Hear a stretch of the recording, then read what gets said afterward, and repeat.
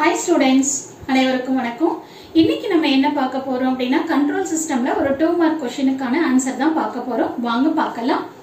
So in a board plot of unity feedback system, the value of g of j omega at gain crossover frequency is minus 125 degree. What is the phase margin? இது வந்து 2 mark question தான் உங்களுக்கு. சரிங்களா? So இதுல வந்து பாத்தீங்கன்னா ரொம்ப சிம்பிளான விஷயம், நமக்கு ரெண்டு விஷயம் தெரியணும். ஒன்னு என்ன அப்படினா phase marginக்கான ஃபார்முலா என்னன்னு தெரியணும். So phase margin is equal to 180 degree plus pi gc. இதுதான் நமக்கு ஃபார்முலா. கரெக்ட்டுங்களா?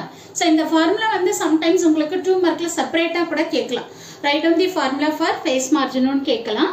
or otherwise define phase margin னு கேட்கலாம். சோ எப்படி கேட்டாலும் இந்த ஃபார்முலா உங்களுக்கு கண்டிப்பா தெரிஞ்சிருக்கணும். ஓகேவா? சரி. இப்போ இதுல pi gc ஓட வேல்யூ நமக்கு தெரிஞ்சிருச்சு அப்படினா phase margin ஓட வேல்யூ நம்ம கண்டுபிடிச்சுக்கலாம். இப்ப பாருங்க, உங்களுக்கு ப்ராப்ளம்ல என்ன கொடுத்திருக்காங்க? feedback system வந்து unity னு கொடுத்துட்டாங்க. ஓகேவா? அடுத்து என்ன சொல்லிருக்காங்க பாருங்க. the value of g of j omega at gain crossover frequency. அப்போ pi gc ஓட வேல்யூ நமக்கு எவ்வளவு கொடுத்திருக்காங்க? -125 னு நமக்கு கொடுத்துட்டாங்க. சரிங்களா? அப்ப நீங்க என்ன பண்ணணும்? pi gc ஓட வேல்யூ -125 னு எடுத்து எழுதிக்கணும். இது வந்து ப்ராப்ளம்ல கொடுத்திருக்காங்க. சரியா? இப்போ நம்ம என்ன பண்ணணும்? phase margin கண்டுபிடிக்கணும். அப்ப phase margin is equal to 180 degree minus 125. கரெக்ட்டுங்களா? அப்போ இதுல இருந்து மைனஸ் பண்ணீங்கன்னா நமக்கு எவ்வளவு வரும்? 55 டிகிரின்னு வரும். சோ இதுதான் வந்து phase margin. ஓகே? சோ இதுல வந்து ஒரு சில ஸ்டூடண்ட்ஸ் என்ன பண்ணுவீங்க அப்படின்னா கரெக்டா பண்ணிடுவீங்க. ஒரு சிலர் என்ன பண்ணுவீங்க அப்படின்னு சொன்னா நீங்க என்ன பண்ணுவீங்க? மைனஸ் போட்டுட்டு மறுபடியும் இங்க -125 னு போடுவீங்க. அப்போ இங்க மைனஸ் இன்டு மைனஸ் என்ன ஆயிரும்? பிளஸ் ஆயிரும்.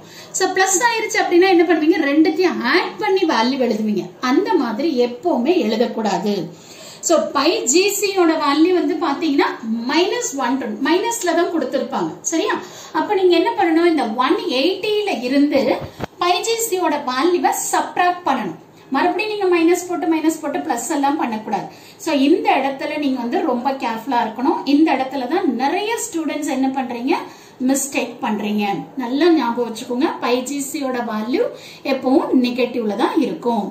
180 ல இருந்து அந்த வேல்யூவை மைனஸ் பண்ணீங்க அப்படின்னா உங்களுக்கு phase margin கிடைச்சிரும். ஓகேங்களா?